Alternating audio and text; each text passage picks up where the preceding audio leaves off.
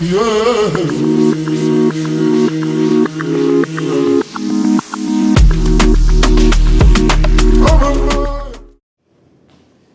malam semuanya. Jadi kami dari kelompok 3 akan menjelaskan tentang sistem yang telah kita buat dari reservasi villa. Baik, next. Kita mulai dulu dari latar belakang di mana perkembangan pariwisata ini menuntut pengelolaan villa berbasis digital untuk meningkatkan efisiensi operasional, menjaga integritas data, dan juga mendukung pengambilan keputusan secara real time. Next.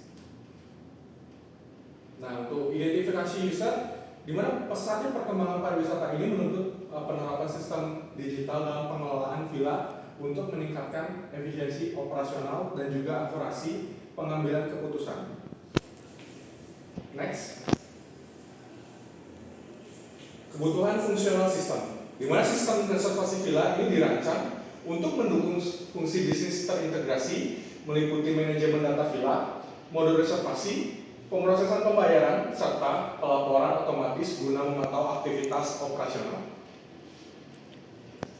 Penentuan data yang harus disimpan, di mana sistem reservasi villa memerlukan basis data relasional untuk mengelola data pelanggan, data villa, transaksi reservasi, dan juga data keuangan yang saling terhubung guna menjamin konsistensi informasi. Selanjutnya ada beberapa metode yang kita gunakan untuk merancang sistem reservasi villa, di mana yang pertama itu ada perancangan konseptual, yang kedua itu ada perancangan logika atau normalisasi, yang ketiga ada perancangan fisik atau database skema, dan juga yang terakhir itu ada implementasi database menggunakan SQL. Lanjut, ini merupakan ERD atau Entity Relationship Diagram, di mana yang pertama itu ada pelanggan yang berisikan ID pelanggan, nama pelanggan, email, alamat, nomor telepon. Yang kedua itu ada villa, di mana villa ini memiliki poin ada ID villa, nama villa, tipe, harga per malam, status, dan juga kapasitas. Selanjutnya itu ada reservasi, di mana ada ID reservasi, tanggal check-in, tanggal check-out, total harga, dan juga status reservasi. Untuk pembayaran sendiri ada ID pembayaran, ada tanggal pembayaran, metode bayar, dan juga jumlah bayar.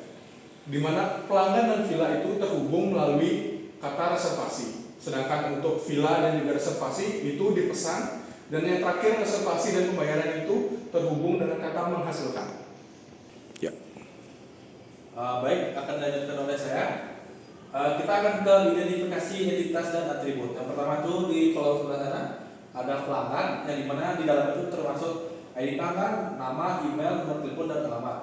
Dan kemudian ada villa, yang di dalam itu ada ID villa, nama villa, tipe, harga per malam, kapasitas, dan status.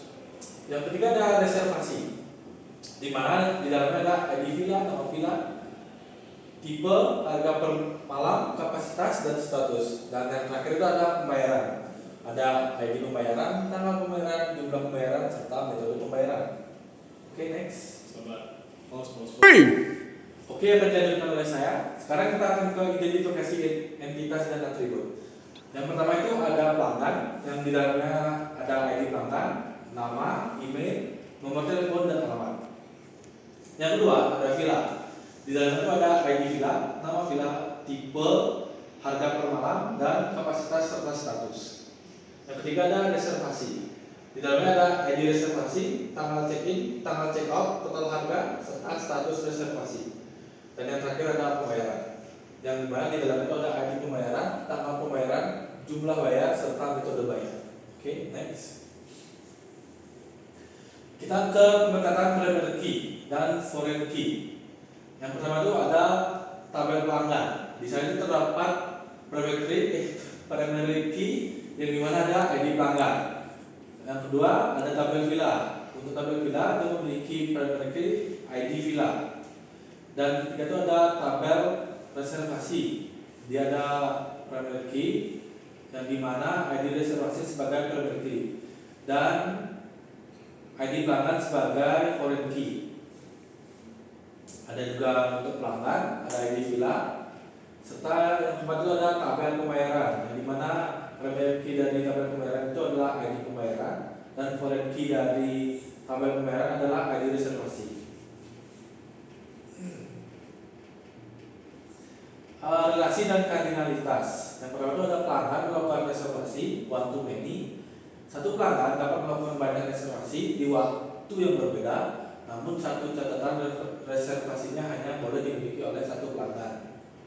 Yang kedua itu ada villa dipesan melalui reservasi one to many, yang dimana satu villa dapat dipesan berkali-kali dalam rentang waktu yang berbeda, namun satu baris data reservasi spesifik hanya merujuk pada satu villa. Yang ketiga ada reservasi menghasilkan pembayaran one to many, yang dimana satu reservasi menghasilkan satu tagihan atau pembayaran final dan satu pembayaran merujuk tepat kepada satu kode reservasi. Kita akan masuk ke normalisasi.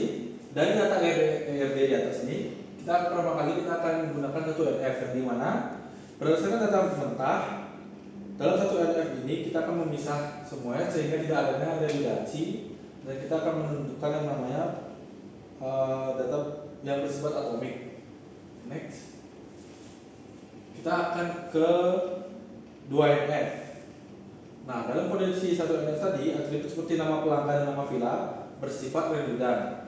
Jika satu pelanggan memesan berkali-kali dan data alamat dan teleponnya akan terduplikasi. Secara akademis, kita melakukan dekomposisi tabel untuk memastikan setiap atribut non kunci hanya memiliki ketergantungan yang fungsional penuh pada kunci primer masing-masing entitas.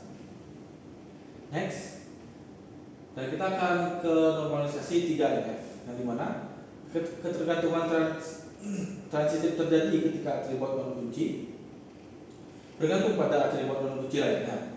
Yang pada tabel transaksi di 2NF tadi, metode bayar sebenarnya bergantung pada aksi pembayaran, bukan pada ID reservasi. Dengan memisahkan tabel pembayaran, kita mencegah anomali data. Ya. Di sini kita menggunakan perintah SQL yaitu create tabel create tabel pelanggan untuk membuat tabel pelanggan. Yang dimana untuk mengisi data dari tabel pelanggan digunakan perintah yaitu insert into pelanggan. Next. Dan di sini kita menggunakan perintah create tabel villa untuk membuat tabel villa, yang dimana kita menggunakan perintah insert into villa untuk memasukkan data ke dalam tabel villa, yang dimana kita menggunakan perintah select bintang from villa untuk menampilkan semua data yang sudah kita input ke dalam tabel villa. Ini adalah datanya. Oke, next. Juga sama, kita menggunakan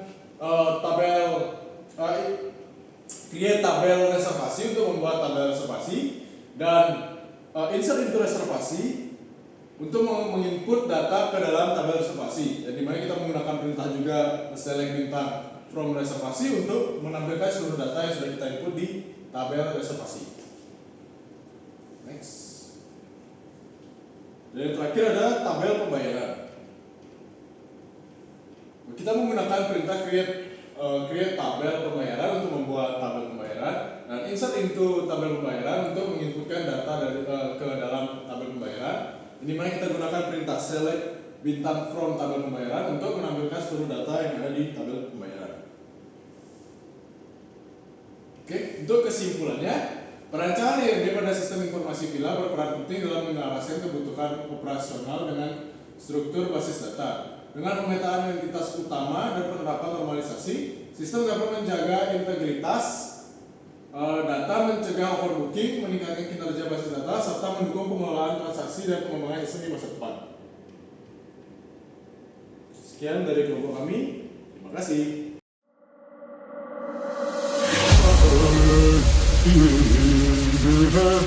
Yeah.